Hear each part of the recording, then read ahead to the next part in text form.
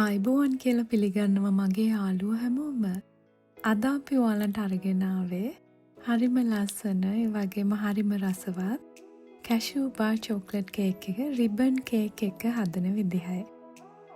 ඉතින් අපි බලමුකෝ මේක හදන්නේ කොහොමද කියලා.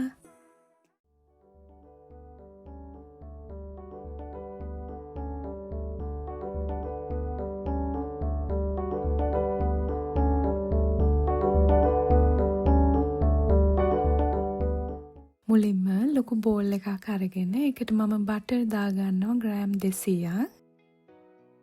සීනි ග්‍රෑම් 200යි.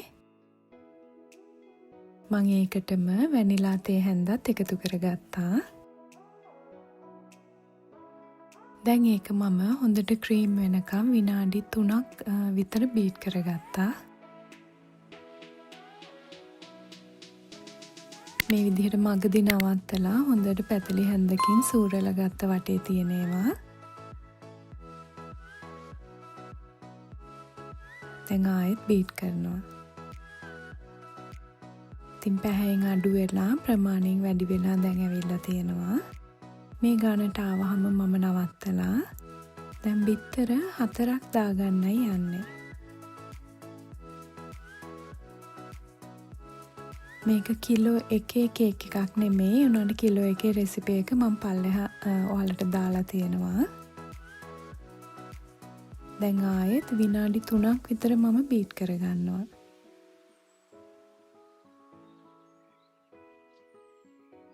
මේ ගානට ආවහම නවත්තලා දැන් ඒකටම මම පාන් පිටි එක හලා ගන්නයි යන්නේ.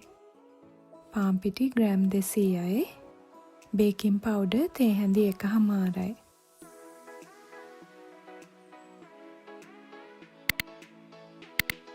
දැන් මේක මම පැතලි හැන්දෙන් පොඩ්ඩක් කලවම් කරගන්නවා. ඒ දැන් මේ කිරි කෝප්ප කාලක්.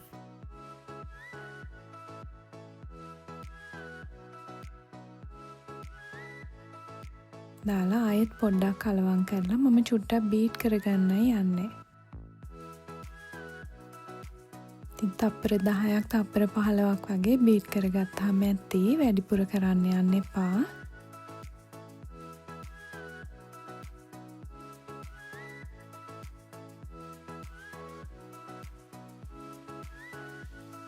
දැන් ආයෙත් අන්තිම වතාවට හොඳට කලවම් කරගන්න. අඩියේ තියෙන කලවම් නොවිච්ච හරියවල් එහෙම උඩට ගන්න. දැන් මම මේක සමාන කොටස් දෙකකට බෙදාගත්තා. එකකට රෝස පාට දැම්මා, අනිත් එකට කොළ පාට දැම්මා.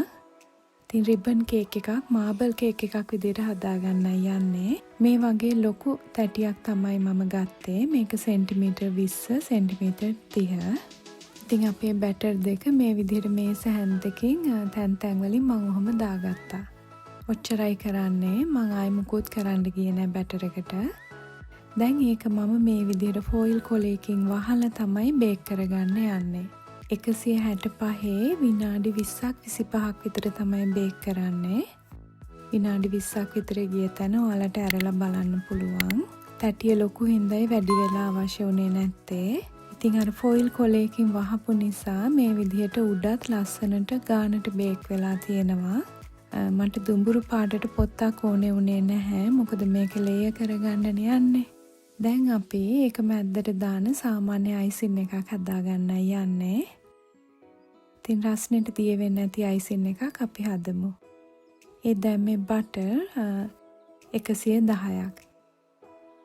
වැනිලා තේ හැන්දයි. දැන් මම ඒක විනාඩියක් දෙකක් විතර හොඳට බීට් කරගන්නවා. ඔයාලට මාජරින් දාන්නත් පුළුවන්. මේ දාන්නේ අයිසින් පවුඩර් මම දානවා ග්‍රෑම් 240ක් කෝප්ප දෙකක්. දාලා මේ විදිහට පොඩ්ඩක් ඉස්සෙල්ලා මම කලවම් කරගන්නවා.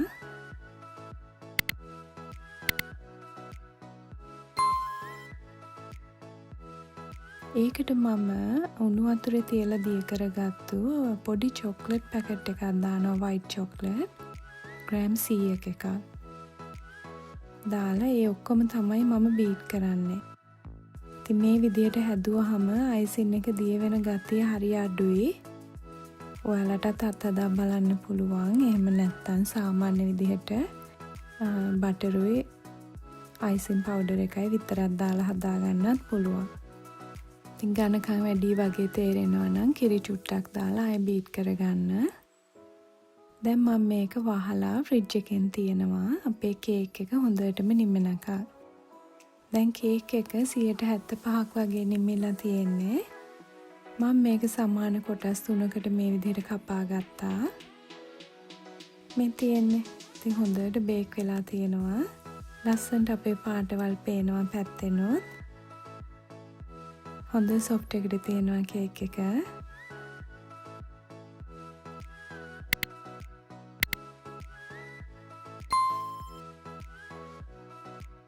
මේ විදිහට කෑලි 3 උඩින් තියලා මම ලන්ච් ෂීට් එකකින් වහලා හොඳටම නිමෙන්න තිබ්බා.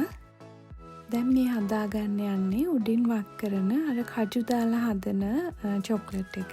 හරිම ලේසියි හදාගන්න. ඒකට මම white chocolate grams 100ක් ගත්තා. whipping cream මම රත් කරලා තමයි මේකට දාන්නේ. උතුරන ගානට වගේ එනකන් රත් කරගන්න. උතුරන්න ඕනේ නැහැ. මිලිලීටර් 80ක් තමයි මම දාන්නේ. මෙතන හදාගන්නේ අපි white chocolate ganache එක. දාලා චොක්ලට් ටික දිය වෙනකන් හොඳට කලවම් කරගන්න තියෙන්නේ.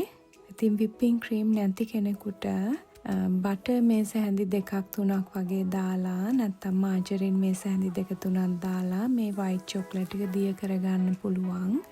ඩබල් බොයිල් ක්‍රමයට හරි මයික්‍රෝවේව් එක තියලා හරි එහෙම දිය කරලා ඒකට කෑලි කපාගත්තු කජු ටික එකතු කරලා ඒ විදිහටත් හදාගන්න පුළුවන්. මෙහෙම හදාගත්තාම අර පාට වගේම ඝනකමක් එනවා.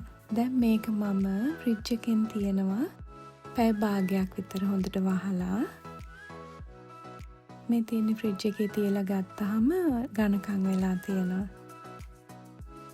දැන් තමයි මම අපේ කුඩු කරගත්තු කජු ටික එකතු කරගන්න යන්නේ. කජු ග්‍රෑම් 50ක්. ඔයාලට රට කජු දාන්නත් පුළුවන්. දාලා මේ විදිහට හොඳට කලවම් කරගන්න.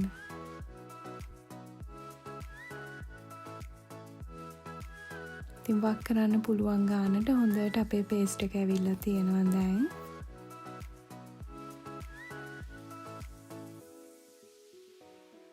දැන් මම කරන්න යන්නේ අයිසින් කරගන්නයි යන්නේ අපේ කේක් ලේයර්ස් ටික. දැන් හොඳටම නිමිලා තියෙන්නේ.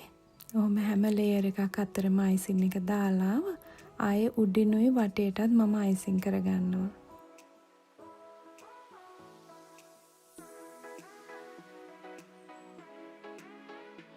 මේක ග්‍රෑම් 800ක වගේ කේක් එකක්. ඔයාලා කිලෝ එකේ වගේ හදනවා නම් ඒත් මේ අයිසින් එකේ ප්‍රමාණය ඇති වෙයි. මොකද ගොඩාක් ඝනකමට මැදින් අයිසින් දාන්න ඕනේ නැහැ.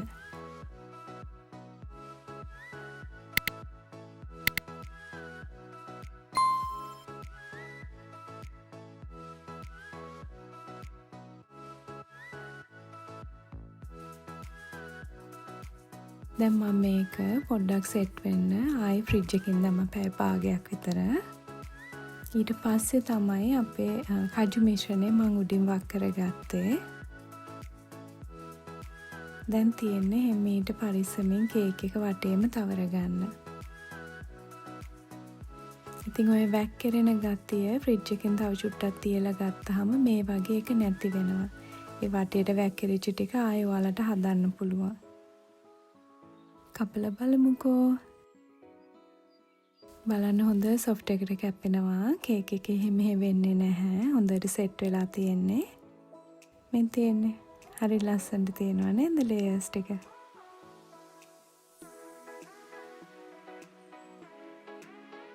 කැරවන් ෆ්‍රෙෂ් එකේ තියෙන රිබන් කේක් එකේ විදිහට තමයි මම අද මේක හැදුවේ. මම හිතනවා ඊට වඩා රස ඇති කියලා. ඉතින් ඔයාලත් හදලා බලලා අපිට කමෙන්ට් එකක් දෙන්නකෝ.